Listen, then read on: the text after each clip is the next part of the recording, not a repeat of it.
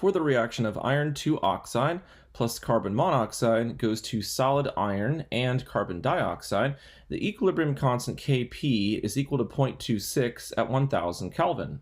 Our goal is to find the equilibrium partial pressures of our two gases, carbon monoxide and carbon dioxide, if the initial partial pressures are 0.80 atmospheres for carbon monoxide and 0.40 atmospheres for carbon dioxide. We can use the reaction quotient Q to predict which direction the net reaction will go to reach equilibrium. So let's calculate QP, and QP is equal to, first we think about our products, and we leave solids out of equilibrium expressions, and therefore we also leave it out of our expression for QP, so we're going to leave out iron. We're going to include carbon dioxide since it's a gas, so we're going to write the partial pressure of carbon dioxide, and since we have a coefficient of 1 in front of carbon dioxide, it's the partial pressure raised to the first power, divided by, next we look at our reactants, and we have a solid, so we're going to leave that out. So we have another gas, carbon monoxide, so this would be the partial pressure of carbon monoxide raised to the first power, since there is also a coefficient of 1. Next, we plug in our partial pressures at this moment in time. The partial pressure of carbon dioxide is 0.40, and the partial pressure of carbon monoxide is 0.80 atmospheres. So we plug those into our expression for QP, and 0.40 divided by 0.80 is equal to 0.50. So QP at this moment in time is equal to 0.50. Since QP is not equal to Kp, at this moment in time, the reaction is not at equilibrium. So QP is equal to 0.50 and Kp is equal to 0.26. So QP is greater than Kp. And when Qp is greater than Kp, there are too many products and not enough reactants.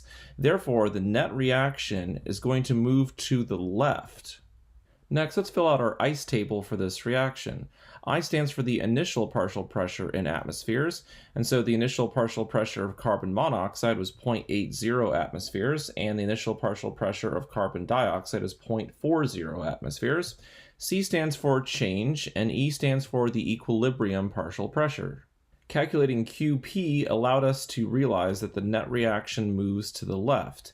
And if the net reaction moves to the left, we're going to lose some carbon dioxide and we're going to gain some carbon monoxide. So first, let's think about carbon dioxide. We're going to lose some of it, but we don't know how much, and therefore that's going to be represented by X. So we're going to write minus X here for carbon dioxide. And since the coefficient is a 1 in front of carbon dioxide, and it's also a 1 in front of carbon monoxide, if we lose X for carbon dioxide, we're going to gain X for carbon monoxide. Therefore, the equilibrium partial pressure for carbon monoxide would be 0.80 plus X, and the equilibrium partial pressure for carbon dioxide would be 0.40 minus X. Our next step is to write an equilibrium constant expression for this reaction. So Kp is equal to the partial pressure of carbon dioxide divided by the partial pressure of carbon monoxide. So the expressions for Kp and Qp look the same, but the difference is for Kp it would be the equilibrium partial pressures only, whereas for Qp it's the partial pressures at any moment in time.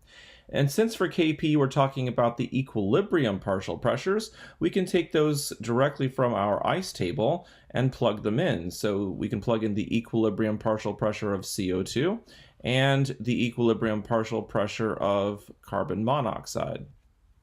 Here we can see our two equilibrium partial pressures plugged into our Kp expression, and also the equilibrium constant Kp is equal to 0.26 for this reaction, so that's plugged in as well.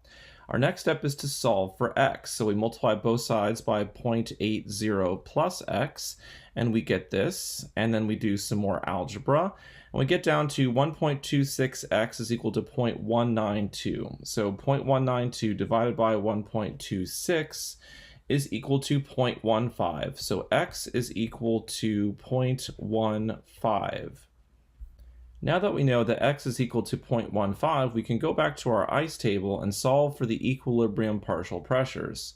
So for carbon monoxide, the equilibrium partial pressure is 0.80 plus x. So that's equal to 0.80 plus 0.15, which is equal to 0.95 atmospheres. So that's the equilibrium partial pressure of carbon monoxide.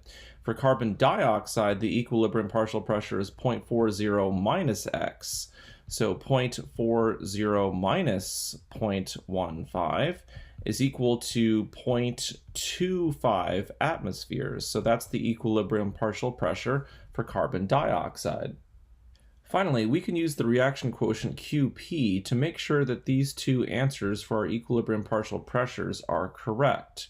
So we can write that Qp is equal to the partial pressure of CO2 divided by the partial pressure of CO, and we can plug in those equilibrium partial pressures. So this would be 0.25 atmospheres was the equilibrium partial pressure of carbon dioxide, and 0.95 was the equilibrium partial pressure of carbon monoxide.